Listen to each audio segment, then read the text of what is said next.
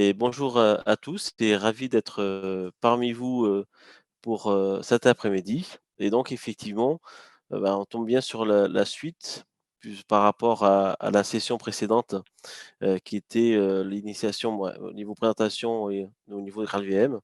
Et on va voir effectivement, sur un sujet, une problématique particulière, le démarrage rapide. Donc le démarrage, le fameux cold start, avec effectivement l'approche, GraalVM et puis après une autre approche qui sort aussi de son épingle du jeu, c'est Crack. Donc après, c'est de pouvoir, avoir les 2 éléments en disant: «Bah, voilà, il y a actuellement dans l'écosystème, heu, 2 solutions qui sont possibles au niveau de Java», et donc ça fait, de bonnes choses, des bonnes perspectives. Alors je vais commencer à partager mon écran. Donc je suis effectivement, au niveau de d'un tech lead, donc je suis vraiment au niveau utilisateur. Je suis pas, ni dans le projet, ni chez Oracle, ni au niveau d'OpenJDK. Je suis vraiment, comme vous, utilisateur, de Java, et je suis juste effectivement un peu passionné au niveau Java puisque je m'occupe au sein de Bordeaux de la communauté. Donc quelques références, mais que j'aurais pourrais retrouver puisqu'il y aura les présentations et les démos que je vais faire que vous pouvez pouvoir retrouver au niveau de GitHub.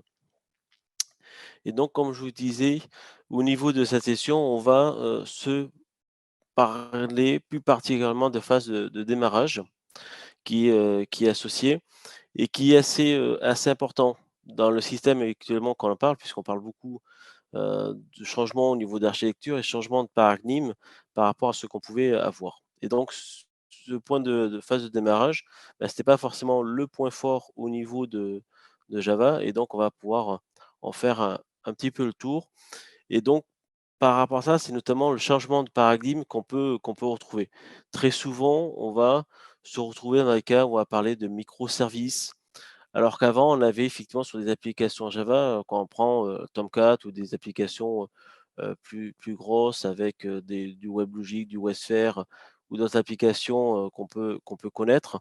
C'était effectivement des applications qu'on allait pouvoir faire la mise en production, qu'on allait démarrer l'application. Ça prenait un certain temps ou un temps certain pour démarrer, mais en tout cas, il n'y avait pas cette nécessité de pouvoir être redémarré rapidement qu'on peut avoir. On était plutôt sur un bloc monolithique. Alors que là, effectivement, avec ce paradigme de microservices, déjà, on n'a plus ce phénomène d'avoir, on n'a plus ce cas d'avoir, le côté d'avoir, un seul bloc qu'on va démarrer, mais on va plutôt avoir, déjà un certain découpage, et puis au niveau du découpage, avec une certaine souplesse qu'on va souhaiter en disant: «Je vais pouvoir avoir éventuellement, s'il y a une partie d'un domaine qui est chargé, je vais pouvoir augmenter la charge». Parce que c'est ça l'idée derrière, c'est que si je fais des microservices, c'est de pouvoir à charger sur les domaines qui sont associés, avoir des multiplier les VM ou les instances qu'on peut avoir beaucoup plus facilement. Et c'est là où on se rend compte en disant: «Mais si effectivement j'ai un microservice et que le microservice, il y a un domaine particulier», par exemple sur le domaine, si on est dans un e-commerce de vente de produits, et effectivement, si le passage des paniers pose problème, on va vouloir qu'on puisse avoir une nouvelle instance et qu'on puisse avoir rapidement pouvoir résorber. On va pas retrouver cette pratique en disant: «Je veux une machine, une VM», et c'est bon qui sont associés. Et donc c'était effectivement pas sur ces contextes-là qu'on va se retrouver, qu'on se retrouve à l'heure actuelle.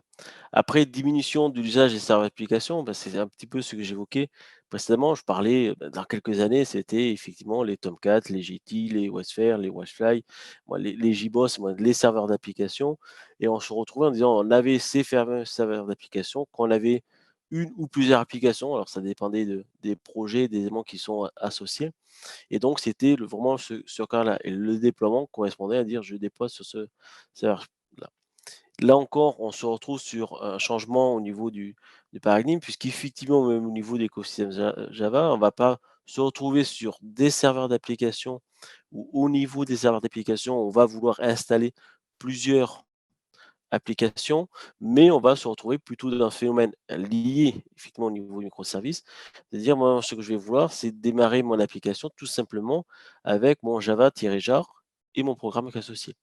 Donc après, c'est tous les services et tout ce que je retrouvais dans un serveur d'application, ou en tout cas ce qu'on utilisait dans le serveur d'application, on va pouvoir le retrouver, mais ça va être embarqué effectivement au sein de l'application.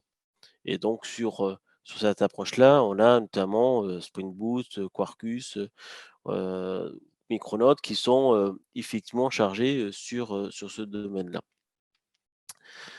Et après si on pousse comment dire? Sur la partie démarrage, le paradigme au plus proche, c'est effectivement l'approche serverless. Alors serverless, comme son nom l'indique pas, ça ne veut pas dire qu'il y a plus de serveurs puisque finalement, heu, en temps de soi, effectivement, il y aura bien un serveur où il y aura bien une instance et un Java qui va tourner pour pouvoir faire la traiter la fonction, donc ce qu'on appelle les lambdas aussi. Beh, c'est notamment une approche de dire: «Ben, j'ai rien» et puis c'est quand il y a un événement qui se produit quelque part au niveau de mon application, au niveau cloud, que à ce moment-là, je dois avoir mon instance qui doit démarrer. Et donc le but du jeu, c'est que quand il y a un événement, ben, il ne faut pas que l'instance démarre, 10 minutes pour pouvoir traiter un événement. L'idée, ça va être plutôt que ça démarre, que ça puisse traiter l'événement. S'il y en a d'autres, elle les traite et si elle a fini, les opérations, à ce moment-là, qu'elle s'arrête. L'idée étant de faire en sorte moins je suis actif, moins je ne vais pas payer de ressources au niveau de mon cloud provider par rapport à ça, donc mon fournisseur de services et je vais pouvoir diminuer les coûts qui sont associés. Donc c'est là où on voit effectivement qu'on se retrouve sur ces questions au niveau qu'on peut avoir, de démarrage. Au niveau de l'architecture et au niveau des en place de ce qu'on met en place avec tout ce qui est cloud, Kubernetes, Docker qui sont associés, on va effectivement tout cet écosystème va tendre à faire en sorte que d'avoir un focus vraiment sur le démarrage, ce qu'on n'avait pas forcément, trop conscience, besoin de faire au niveau, en tant que développeur Java. En disant, le temps de démarrage, c'est pas forcément, une préoccupation en soi. Après, on a aussi, donc là, on a regardé au niveau paradigme et plus particulièrement au niveau de tout ce qui concerne architecture. Là, on va même au niveau de la JVM qui, on a fêté, dernièrement hier les 28 ans, se retrouve qu'effectivement elle était dans cette logique-là et sans forcément avoir cette problématique, ces contraintes et donc dans le fonctionnement interne de la JVM, on a aussi ce mode de fonctionnement qui intervient. Alors le premier point, c'est effectivement, c'est que la JVM, comme son nom l'indique, c'est Java Virtual Machine. Le but, c'est de pouvoir compiler, du code Java pour obtenir du bytecode de la machine Java et c'est ce bytecode-là qui est interprété. Donc déjà, c'est qu'on se retrouve forcément avec de l'interprétation, d'où la machine virtuelle, par rapport au système.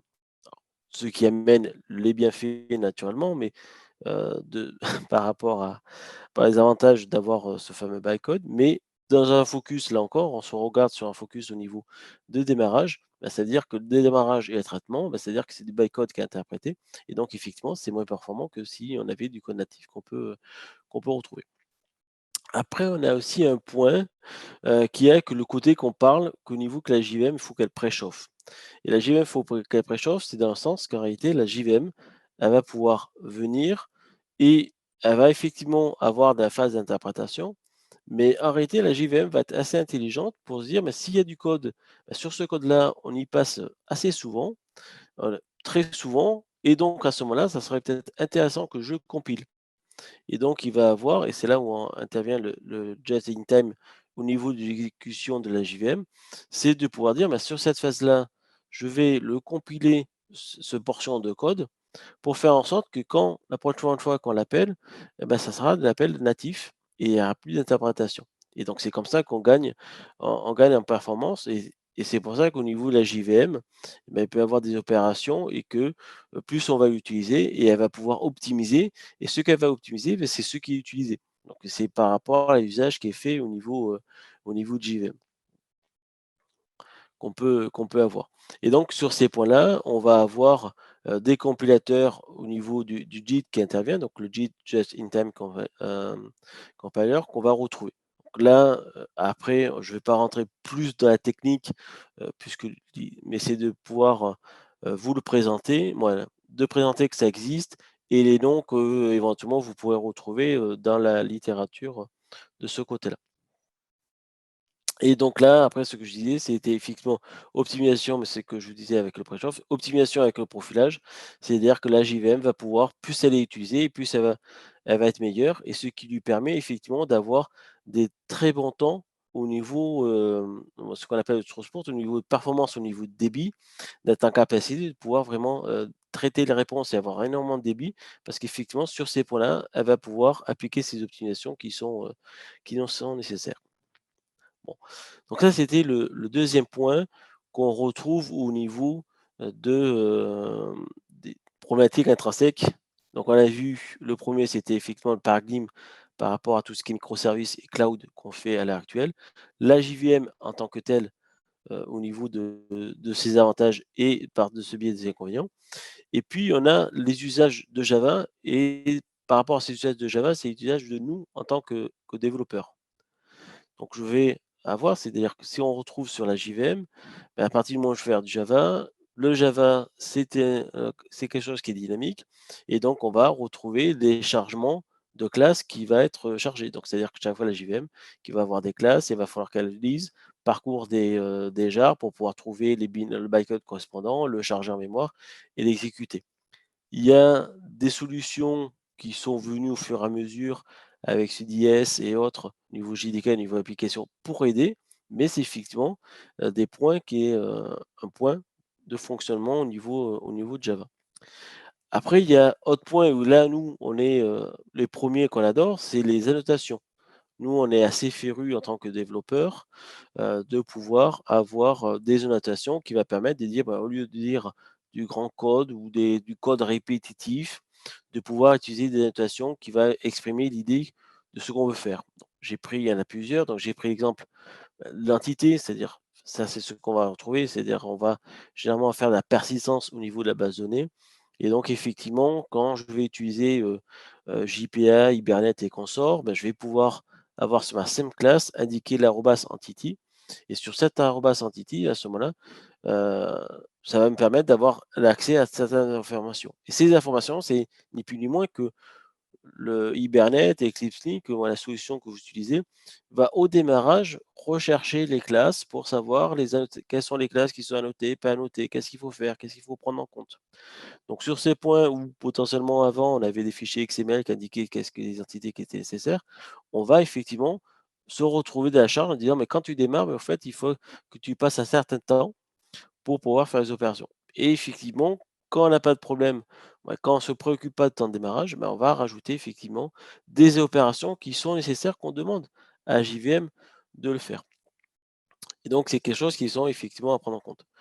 Autre point qu'on va retrouver, c'est les initialisations des blocs statiques. Donc, les blocs statiques, c'est je suis dans une classe Java, je fais un bloc avec le statique devant et je peux faire des initialisations. Et c'est avec du code qui va être exécuté au niveau lorsque la classe va être chargée, en mémoire. Et donc tout ce qu'il peut avoir dans ces blocs statiques, donc dans la bonne pratique, l'idée c'est de faire le minimum de choses, voire rien, mais en tout cas, c'est du code qui va être effectivement, là encore, exécuté au niveau chargement.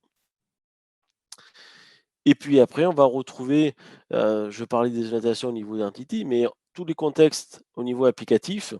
Et donc là, on a, 2 frameworks qui sont liés, qui sont concurrents, mais qui ont le même principe, qui est CDI côté Jakarta et Spring, qui correspond à dire, je vais avoir un contexte applicatif et sur ce contexte applicatif, je vais pouvoir avoir mes instances et je vais pouvoir injecter au niveau du code les instances là où je veux pour m'éviter de faire les nœuds, les correspondances et les éléments qui sont associés. Donc tout un certain travail qu'on aurait dû faire et qu'on aurait fait avant et de faire en sorte que ça soit pris en compte par la librairie. Mais là encore, la librairie, elle va pas fonctionner tout seul ou de la magie. C'est-à-dire qu'il va falloir faire des recherches. Et si je reprends au niveau Spring, c'est le meilleur exemple. Là où Spring, on avait, ne serait-ce que dire, je prends un fichier XML, il y avait à l'époque un fichier XML qui était associé, et il fallait minima traiter, lire ce fichier XML pour pouvoir faire les chargements, les éléments qui sont associés, sans remplacer parce que c'était dans l'air du temps au niveau développement, par dire, on va plutôt passer par des annotations et c'est ce qu'on va retrouver énormément avec du Spring Boot. Et tous ces points-là, ça veut dire, c'est des points, c'est des actions qu'on demande de faire au niveau de la JVM et qui sont nécessaires pour que notre programme fonctionne. Et puis, on va effectivement se retrouver un petit peu de mal en disant, mais maintenant, faites vos applications sans CDI, sans Spring, sans entité au niveau base de données, on va se retrouver un petit peu nu pour pouvoir faire le développement. Bon, en tout cas, ça sera beaucoup moins productif pour le réaliser. Voilà. Donc, c'était pour déjà vous sensibiliser sur ces points-là qu'on va effectivement avoir au niveau, des problématiques sur le démarrage d'une JVM et qui peut avoir effectivement plusieurs causes. Mais en tout cas, dans le contexte actuel, c'est des points qu'il faut regarder.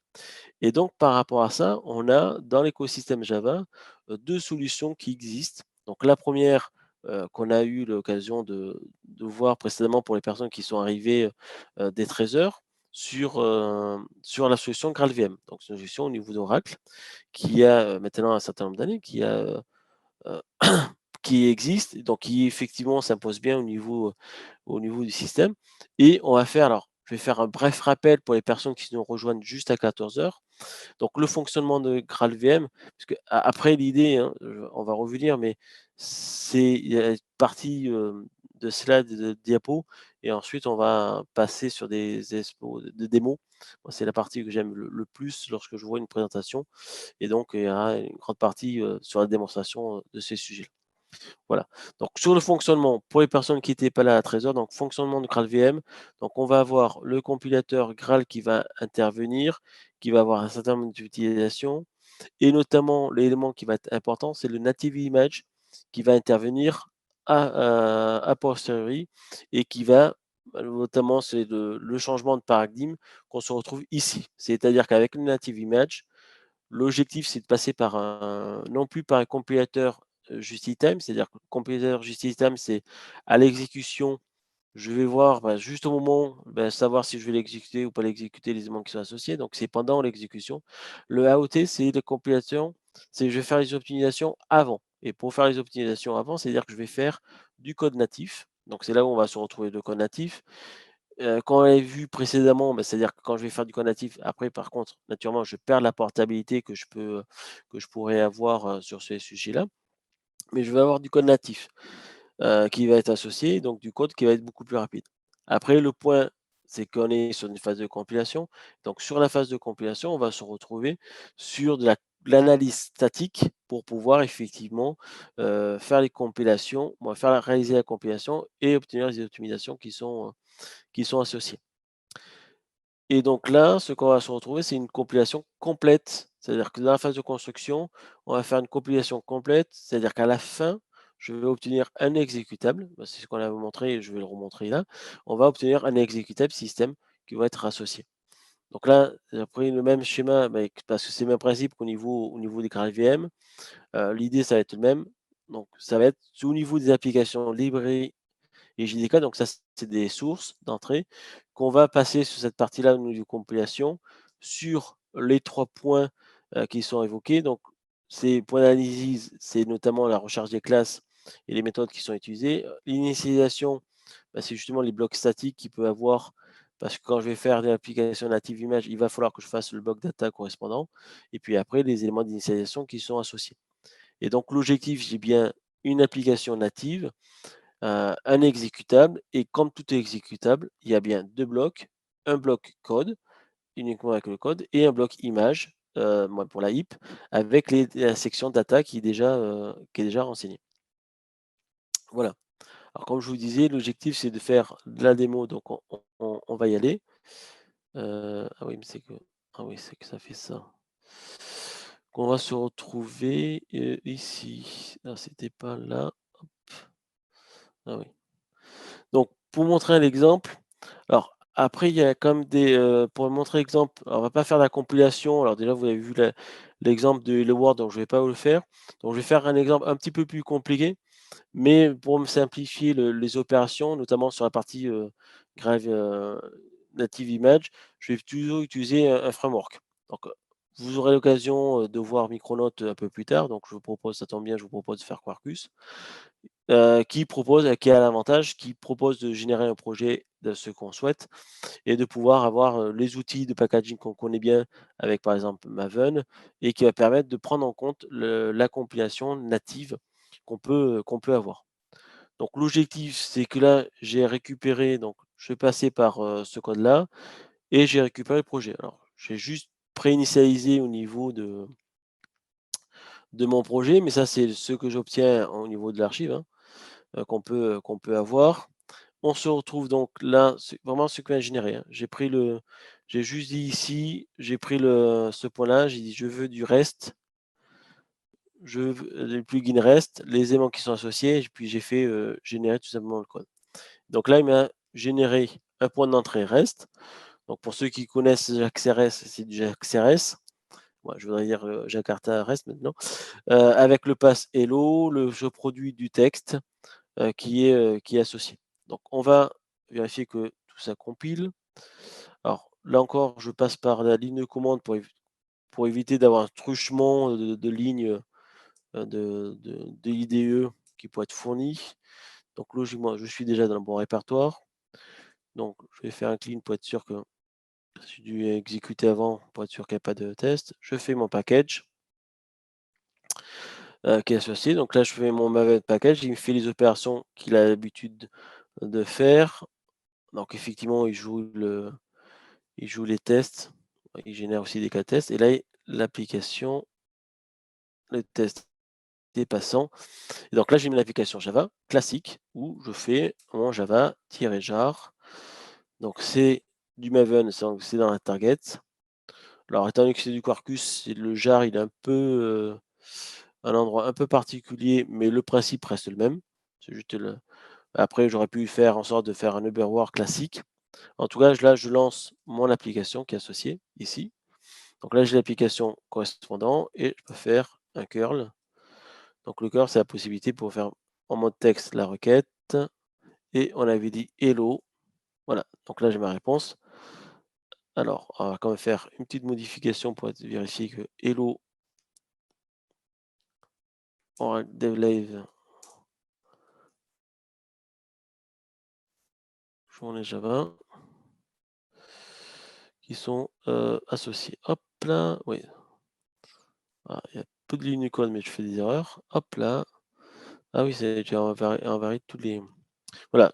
Donc je transforme juste ça, je relance, j'arrête, je relance la compilation qui est associée. Ah oui, oui, j'ai changé le test. Donc j'ai changé le test, donc effectivement le test ne va pas fonctionner. Donc je vais faire tout ce que tout bon développeur ne devrait pas faire, mais je vais ignorer les tests.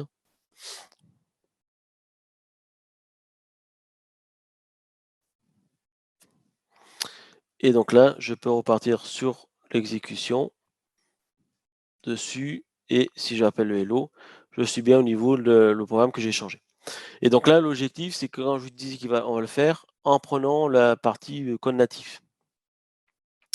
Donc au niveau, l'avantage avec Quarkus, c'est qu'on a, non, je vais toujours faire keep test par rapport à ça, et je vais pouvoir utiliser le profil natif par rapport à ça. Alors là, je vais agrandir un peu plus. Donc là, il fait les opérations classiques comme précédemment, mais il va rajouter une étape, et que au niveau des étapes, c'est la compilation avec la compilation native.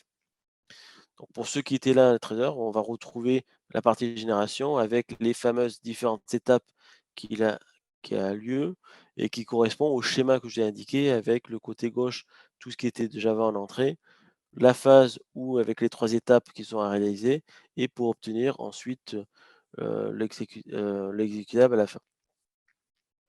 Alors le point qui est à voir aussi, c'est que, au niveau de Java, sur la partie, native image, il y a quand même certaines limitations qui peuvent être faites, par rapport à qu'on peut faire ou pas, par rapport aux actions qu'on peut faire ou ne pas faire. Par exemple, la sérialisation, Java simple ne fonctionne pas sur du GraalVM, ouais, sur un natif de ce côté-là. Donc après, alors c'est vrai que maintenant, on a plutôt des fichiers de conf en XML ou en JSON ou en YAML, mais voilà, c'est des réactions qui sont de cette forme. Autre point qu'on va effectivement retrouver, c'est aussi que la réflexion, et ça, c'est des points qui va être potentiellement un petit peu plus gênant, c'est que sur la réflexion en tant que telle, ça ne fonctionne pas. Et donc, il va falloir donner des indications pour que le compilateur puisse dire attention, il y a de la réflexion, et qu'il puisse faire en sorte que la version native puisse fonctionner et utiliser la réflexion qui sont associées. Donc c'est pour ça qu'il y a des opérations qui sont pas, qui sont quand même à définir quand on veut faire du natif dessus. Et un des avantages de Quarkus, c'est qu'effectivement, avec la mécanique d'extension, de pouvoir proposer tout ce qui va bien pour que la compilation native se passe bien. Voilà. Donc, on a le GraalVM qui a été utilisé, on est bien à 17. Donc, certaines spécificités. Là, déjà, on voit qu'il a bien fait le tour au niveau des classes, de ce qui est accessible, au niveau des classes, des champs. Même si on peut voir qu'au niveau de code, c'est assez simple, effectivement, il y a déjà beaucoup d'éléments qui peuvent être associés. De la réflexion que j'évoquais, ben, on voit qu'il y en a quand même pas mal de classes qui sont utilisées. De ce côté-là, on est quasiment arrivé à la fin. Voilà. Là, on est arrivé à la fin. Il donne donc ce qu'on avait vu tout à l'heure aussi, mais le package sur les éléments de performance qu'on va pouvoir retrouver dessus. Les opérations qui sont notamment les méthodes. Bon, après, effectivement, étant donné qu'il y a pas beaucoup de code à moi, c'est normal que je ne suis pas dans les tops au niveau du langage. Maintenant, on va regarder au niveau target par rapport à ce qui a été généré. Et si je regarde ce qui a été généré, là, ici, c'est le GraalVM Quarkus snapshot-runner. C'est ici mon exécutable. Alors, pour ceux qui connaissent, je suis sous Linux. Si je fais la commande file, ça va me permettre de donner des informations sur le fichier, la nature du fichier que j'ai. Et donc, la nature du fichier, c'est bien un exécutable, donc 64 bits, puisque je suis sur une machine, un PC 64 bits, qui est disponible. Et donc là, à ce moment-là, je vais effectivement pouvoir démarrer mon application qui est dessus. Et naturellement, si j'appelle, je vais obtenir les mêmes éléments de réponse. Alors peut-être point que vous ne voyez pas forcément, là on le voit que ça a démarré en 16 millisecondes. Alors effectivement, là encore, hein, ça a toute proportion gardée parce qu'elle est quand même vraiment très petite, il n'y a pas trop de code dessus. Mais ça met 16 millisecondes.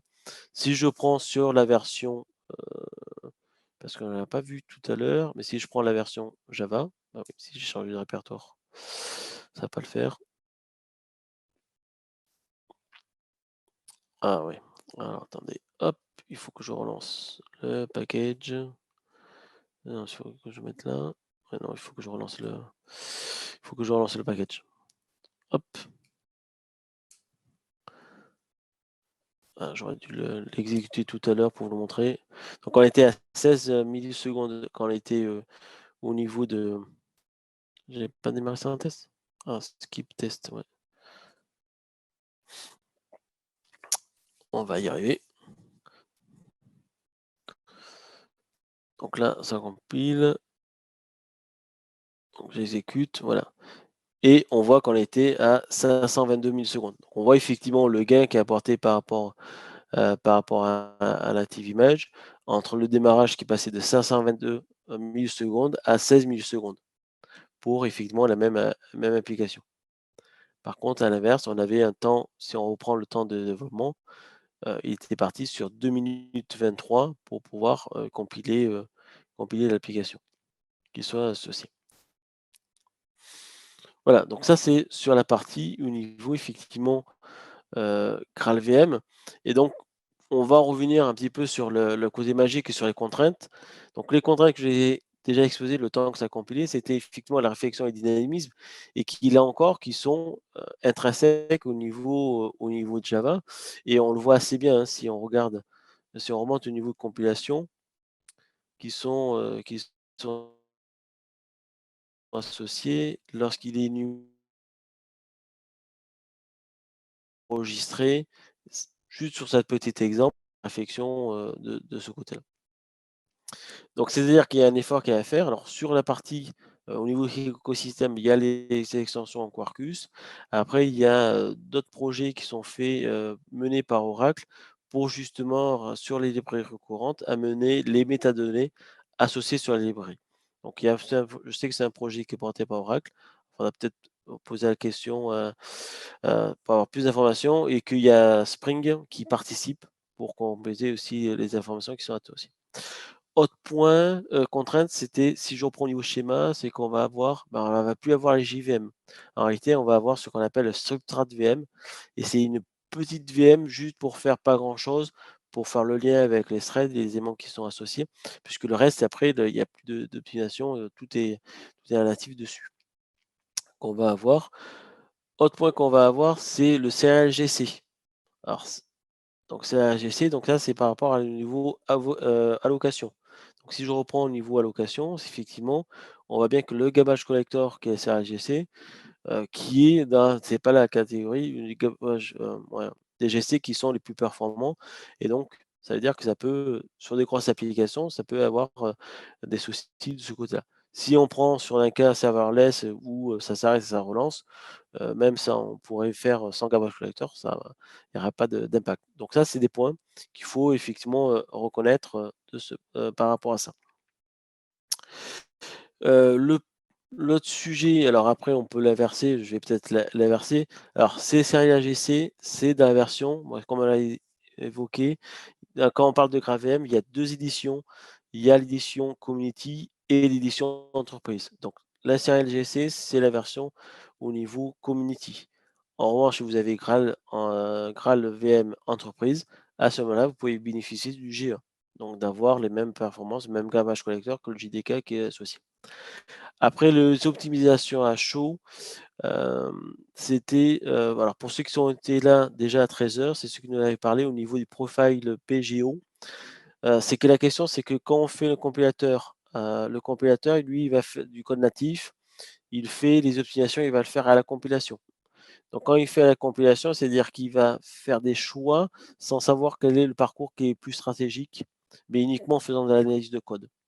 Alors que ce qui est intéressant avec la JVM, et notamment un des points forts de la JVM, c'est effectivement de pouvoir avoir des optimisations, mais des optimisations à chaud, c'est-à-dire des optimisations qui sont faites par rapport à comment le code est utilisé en fonction des appels. Et donc sur la version Enterprise de GraalVM, vous avez aussi cette possibilité. Il ne faut pas basculer dessus, avec de l'optimisation à chaud, et comme vous l'a montré précédemment, ça permet d'avoir le même temps les mêmes optimisations et d'avoir le même temps qui sont associés. Voilà, c'était pour faire un petit peu le tour complet sans forcément rentrer en détail, mais pour se donner une idée. Et puis la conférence précédente était beaucoup plus approfondie sur le sujet. Mais voilà, le but c'était faire un petit état des lieux, notamment pour les personnes qui nous auront rejoint à 14h. Et puis on va basculer sur une autre solution au niveau de la solution qui est CRAC. Donc CRAC, c'est un acronyme de Coordinate, Restore et Checkpoint. Et comme son nom l'indique, l'objectif, c'est que ça va être on va faire des checkpoints et on va faire de la restauration de ce côté-là. Alors, on va voir ça plus en détail. Un point qui est aussi différenciant, c'est que Crack, c'est un projet d'OpenJDK. Donc, par rapport à ça, c'est pas GraalVM, c'est un produit Oracle Labs, qui est effectivement sous de forme community et enterprise. Là, au niveau de Crack, c'est un projet au niveau OpenJDK. Donc, pour l'instant, c'est un projet qui n'est pas inclus dans le JDK, mais c'est un projet avec dans les personnes qui font le JDK de demain. Donc, vous avez un projet JDK, vous avez l'URL, je remettrai en ressource le lien correspondant, qui sont associés. Et donc, le but ici, c'est qu'effectivement, on va se placer sur une logique en disant, ben, on est rentré sur GraalVM avec une compilation native et les effets qui sont les conséquences qui sont associées, moi, les avantages et les conséquences. Et l'idée, c'est de dire, mais la JVM au niveau de qu'on a au niveau de Java, elle est très performante. Elle est très performante au niveau de l'exécution et notamment pour pouvoir sortir au niveau débit. Donc au niveau de débit, elle est très performante. Et puis, on peut se dire, mais par rapport à ça, ce qui est long, c'est un problème. C'est juste le problème de potentiellement de démarrage ou le temps que la JVM chauffe.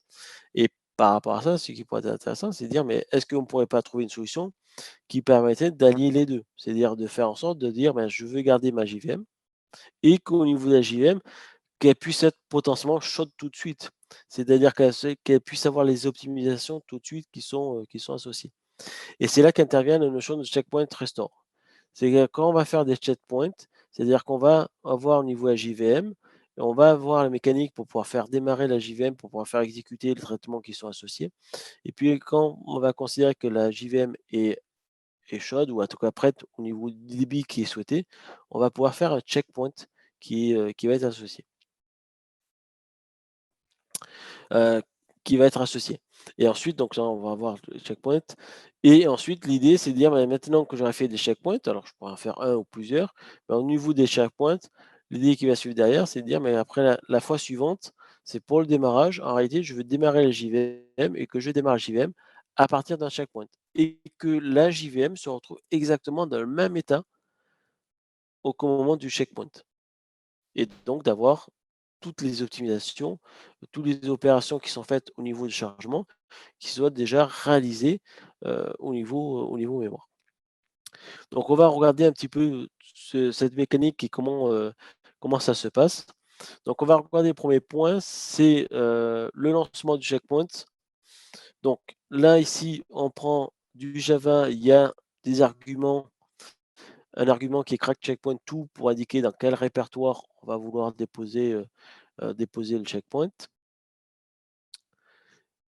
Ensuite, une fois donc là, c'est-à-dire que la JVM, elle va démarrer et donc on va l'utiliser normalement comme on le souhaite. Et puis quand on considère que la JVM est prête, on va demander de faire un checkpoint. Donc pour pouvoir réaliser un checkpoint, on va utiliser une commande, là aussi qu'on connaît en tant que développeur Java, un JCMD pour pouvoir dire: «Mais fais-moi un checkpoint qui est associé». Donc je vais obtenir le checkpoint associé et ensuite on va pouvoir restaurer et sur la restauration, là encore, on va utiliser le Java mais on va juste indiquer au lieu de crack checkpoint, au lieu de crack checkpoint to, c'est crack checkpoint from et on indique le répertoire où a été stocké le checkpoint. On voit naturellement qu'après derrière, j'ai plus d'autres paramètres puisqu'en réalité, j'ai le checkpoint, donc le checkpoint, j'ai toutes les informations liées à l'état de la JVM au moment où on a fait le checkpoint qui sont assez. Donc voilà au niveau des commandes, les grandes commandes qu'on va avoir, puisque l'idée c'est de dire, ben, je fais des checkpoints et puis après je vais vouloir restaurer, de ce côté-là. On va voir que, donc il y a quelques classes qui interviennent, donc il y a une petite API qui intervient, qui a été mis en place et notamment une interface ressources et qui offre 2 méthodes, qui est le after restore et le before checkpoint. Alors, j'ai pas fait dans le bon ordre, mais le before checkpoint, bah, l'idée c'est que cette méthode est appelée avant que le checkpoint soit fait et le after restore, ça va permettre de pouvoir faire des opérations une fois que la JVM est restaurée. Donc ça permet tout simplement d'un cycle de vie qui intervient au niveau de la JVM, bah, potentiellement j'ai avant le checkpoint, après le checkpoint et éventuellement de pouvoir faire des traitements, avant l'un et l'autre. Alors là, j'ai beaucoup parlé au niveau de crack, et bien on va voir justement comment ça se met en place et comment ça se déroule. Donc là, je prends un projet, donc là j'ai fait le projet Java. Alors tous les cas, je vais avoir les projets, vous avez début solution, début parce que si vous voulez récupérer mon dépôt derrière, c'est début, ça me permet d'être dans le même contexte que moi et solution, c'est que ça permet d'avoir directement la solution. Donc pour les personnes qui veulent voir tout de suite, ça permet de pouvoir le tester. Voilà, donc qu'est-ce que j'ai? J'ai un main, donc sur le main, je vais utiliser redatage utils. Alors je ne vais pas forcément rentrer dedans, c'est juste un utilitaire pour afficher des logs, le temps de démarrage et de faire en sorte d'avoir quelques informations qui apparaissent.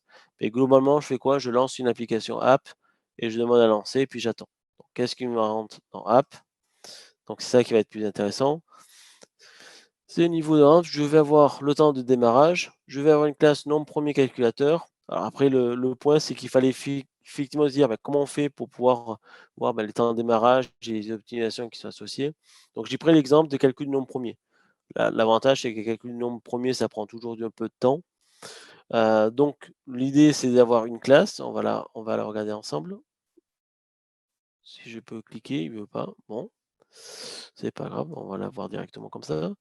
Donc au niveau de la classe, j'ai une classe avec tout simplement un tableau de hash et l'idée c'est lorsque j'initialise ma classe, ça va me permettre de calculer, les 100 premiers, nombres pour me dire si c'est des nombres premiers ou pas.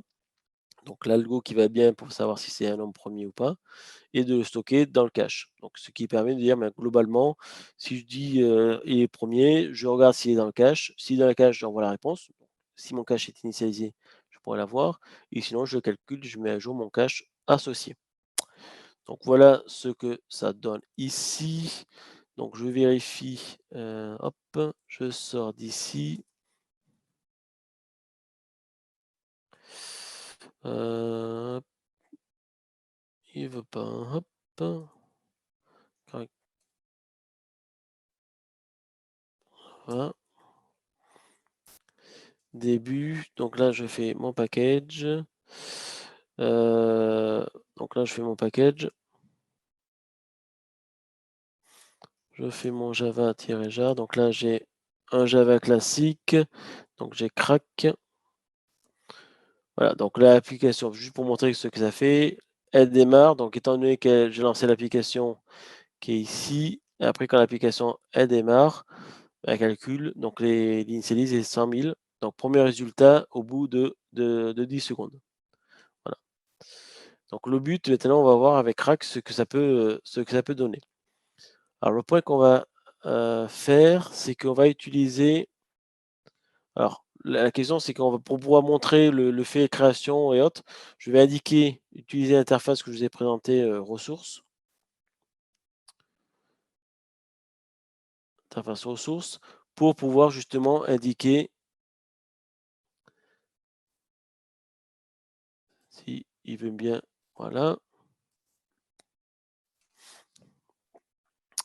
Donc là, je fais juste un system out pour dire indiquer hop avant avant chaque pointe.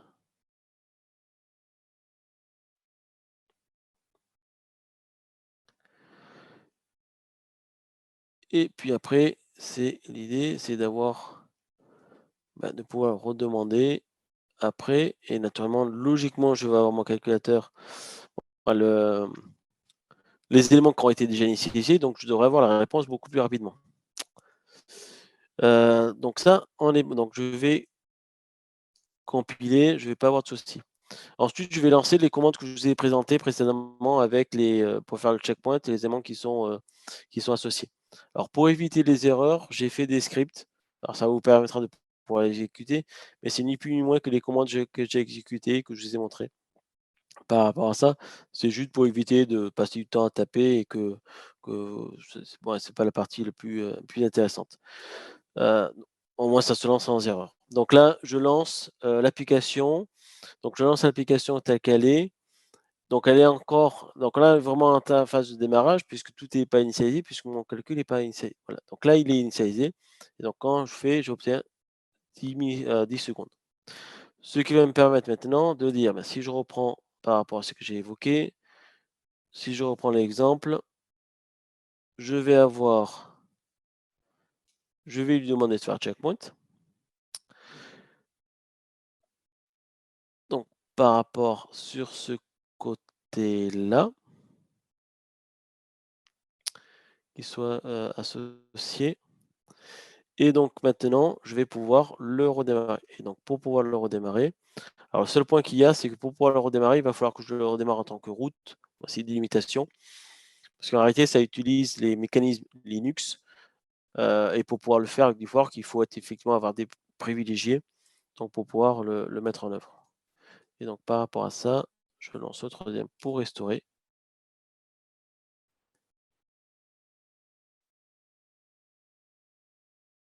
Et ça n'a pas pris. Ah oui, oui, ça c'est le côté, ça n'a pas pris. Alors ça n'a pas pris, c'est normal, parce que je me fais toujours avoir.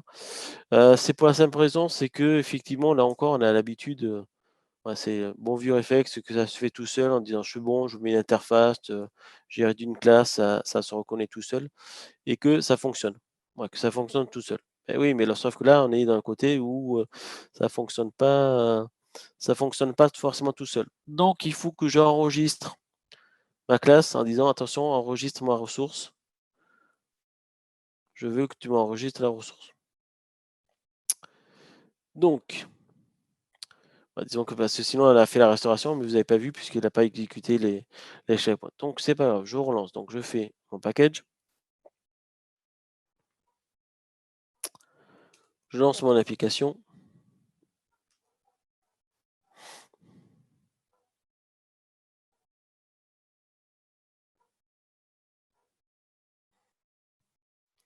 Je fais mon checkpoint.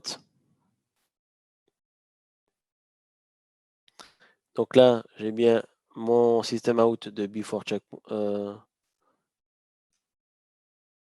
mon system out avant checkpoint. Donc là, mon code il m'est appelé. Et donc, le but du jeu, c'est de dire maintenant, quand je fais la restauration, voilà. Et là, vous avez vu que j'ai tout de suite la réponse. Voilà, le dernier durée du premier résultat, c'est sur l'appel qui est ici. Hein, alors après, je dis premier résultat, mais durée résultat après la restauration. Donc c'est vraiment le after où là j'ai tout de suite. Et donc tout de suite, vous avez pu avoir que la VM, j'ai accès. Et étant donné que la JVM se retrouve dans le même état qu'elle avait avant, mon cache a été initialisé, donc il retrouve la réponse. Et c'est juste dire, bah, je recharge un tableau, l'élément de la réponse qui sont associés. Donc voilà au niveau de la mécanique qu'on va retrouver au niveau le principe de crack. Alors après, il va avoir des points qui vont être, parce que là c'est un exemple simple, un point qui va être traité, c'est de faire en sorte de pouvoir avoir des cas un petit peu plus réels, des cas un peu plus complets et avec des restrictions. C'est que là, quand je vais garder l'état, c'est-à-dire quand je fais un checkpoint, je garde tout l'état, c'est-à-dire que je garde l'état, la pile, l'étoile, les optimisations qu'il pouvait avoir, je vais retrouver. Et donc, ce qu'il va avoir comme contrainte, c'est les ressources système. Et si je prends l'exemple, c'est sur les sockets, bah, je vais potentiellement avoir un souci sur les sockets, il va falloir que je les libère. Donc là, je reprends sur un autre exemple, le même exemple au niveau Java, mais sur avec un serveur JT. Donc si je me retrouve ici, si je reprends au niveau de code, on va se retrouver sur à peu près le même principe, sauf que j'ai toujours mon erreur de... donc là, ça lance et je lance mon serveur. Mon serveur, qu'est-ce qu'il fait? Il lance un serveur, donc là ici c'est mon serveur JT qui lance, qui place un handle.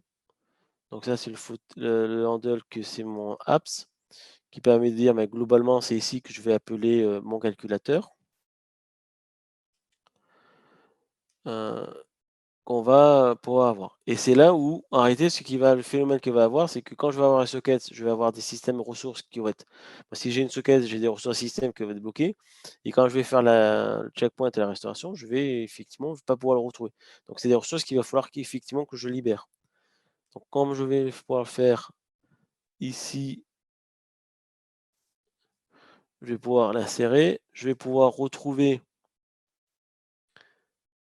les opérations. Et sur les opérations que je vais faire, je vais tout simplement indiquer qu'avant le checkpoint, j'arrête le serveur web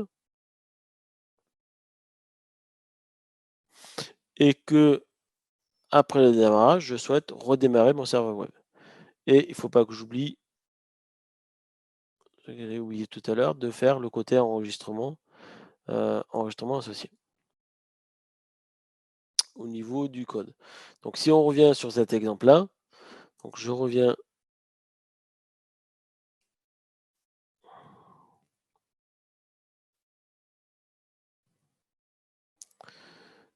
GT.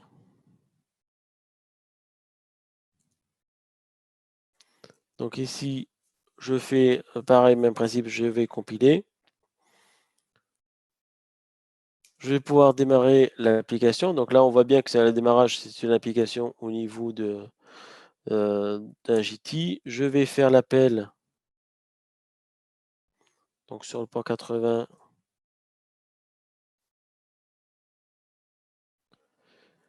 c'était. Alors, hop. Oui, c'était le serveur. Handle. Oui. Bon. Donc c'est bien ça. Donc là j'ai 25. Donc là il a mis du temps la première fois. Et puis maintenant je le retrouve rapidement. Qu'on va pouvoir retrouver. Donc si après je fais c'était pareil. Qu'on va retrouver. Donc là maintenant qu'on est bon, bah, ce qu'on va faire, on va retrouver. Alors vous avez compris le principe. On va pouvoir faire un checkpoint. Touc, touc, touc. Le check tab point. Ah oui, c'est parce que je me perds au bon endroit. Donc j'ai dit.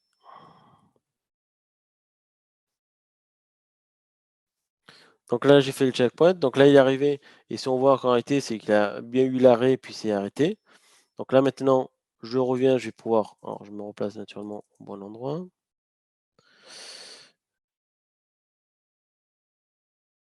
Je me replace au bon endroit, ici et je vais faire un restore. Donc là, c'est démarré et donc ce qui va m'intéresser maintenant, c'est que quand je vais faire mon curl, c'est de savoir si j'ai la réponse tout de suite ou pas.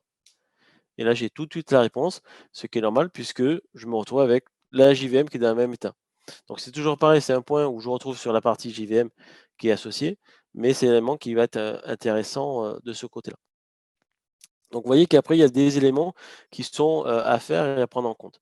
Alors après, si pour ceux qui sont intéressés, ils pourront voir sur, il y a un exemple sur Spring Boot où on va retrouver à peu près les mêmes mécaniques et donc c'est vraiment sur toutes les applications. Et le point qu'il y a, c'est que sur l'application au niveau de Spring Boot, ce qu'il y a d'autant plus intéressant, c'est que au niveau du code, on n'a pas besoin de modifier le code tel quel. C'est-à-dire que c'est le code tel quel qui fonctionne. C'est-à-dire que là, c'est le côté REST controller qui fait les opérations et c'est tel quel que je vais pouvoir, récupérer sans faire aucun changement au niveau du code. Donc que ça soit totalement transparent, qu'il soit associé. Et donc après, alors dans l'exemple que j'ai fourni, en réalité, on se retrouve à avoir à remplacer la librairie par la librairie Tomcat fournie par Crack. Mais et beh, c'est ça qui va être intéressant, c'est que l'idée, c'est que cette mécanique de crack et de disponibilité, ça soit pris en compte par les frameworks pour que vous n'ayez plus besoin que vous n'ayez rien besoin de faire au niveau développement. Donc là, ça fait partie des points hop là, oup, j'étais ici, que je voulais amener, c'était d'arriver que justement c'était l'annonce qu'avait fait, Sébastien il y a à peu près 2 semaines pour justement au niveau de Spring View, pour dire que le Spring Boot, donc le framework Spring 6.1, prend en compte Crack et qui va permettre de prendre l'application sans que vous ayez besoin c'est-à-dire que c'est le Spring qui va gérer pour vous justement les ressources qu'il faut accepter ou pas, qu'il faut libérer ou pas au niveau système. Et de ce côté-là, vous avez bénéficié d'une application Spring, mais avec un temps de démarrage associé. Et donc là, vous voyez que ce qui est intéressant, c'est qu'au niveau temps de démarrage, on se rapproche très énormément au niveau des compétences au niveau natif qui sont associées. Alors, je vais laisser quelques points au niveau synthèse euh, pour pouvoir faire un comparatif. Et c'est pour faire une synthèse dessus, notamment sur les deux solutions qui sont au niveau de GraalVM et de Crack. Donc, au niveau de performance au démarrage, qu'on a pu voir au niveau Crack ou Crack VM, on est bon et effectivement, c'est bien, les objectifs sont bien rendus. Sur le déploiement initial et le stockage de checkpoint, bah, effectivement, c'est un petit point négatif, c'est effectivement, il faut que la JVM chauffe et qu'il puisse se retrouver au niveau Crack pour pouvoir avoir les optimisations qui sont associées. Sur la partie compatibilité, bah, ça, ce qui est intéressant, c'est qu'au niveau de Crack, bah, il n'y a rien à faire. On peut avoir, et notamment quand il y a des frameworks comme Spring qui vont prendre en compte cette problématique-là. Alors qu'au niveau des GraalVM Native Image, il y a des métadonnées à la configuration à mettre en place. Par contre, effectivement, les 2 points où Crack va être pas très bon, en tout cas, il ne va pas améliorer, c'est le fonctionnement bas niveau au niveau ressources. Bah, vis-à-vis des ressources, vous utilisez le même niveau de mémoire qu'effectivement que si vous passez par du native image, vous allez avoir beaucoup moins de mémoire d'utilisation. Les tailles des packages vont être effectivement un peu plus grands, vont être plus grands puisque vous allez avoir JVM plus les checkpoints qui sont associés. Par contre, ce qui va être intéressant, c'est qu'au niveau temps de compilation, vous n'avez pas de temps de compilation qui est aussi rapide par rapport à ce que vous faites au niveau de Java, par rapport à ce qu'on a pu voir sur les temps de compilation avec l'exemple sur le GraalVM. Et ensuite, le fameux, c'est au niveau performance. Au niveau performance, on obtient les mêmes performances que la JVM, donc ça c'est parfait. Et côté GraalVM, c'est un peu orange parce qu'en réalité, ça dépend si c'est la version community. Si c'est la community, c'est noir. Si c'est l'entreprise, c'est vert. Donc ça peut dépendre des solutions que vous exploitez. Voilà par rapport à ce que je voulais dire dessus. Et puis, je vais quelques minutes, je vais laisser quelques minutes pour si vous avez des questions. Maintenant, je laisse des ressources.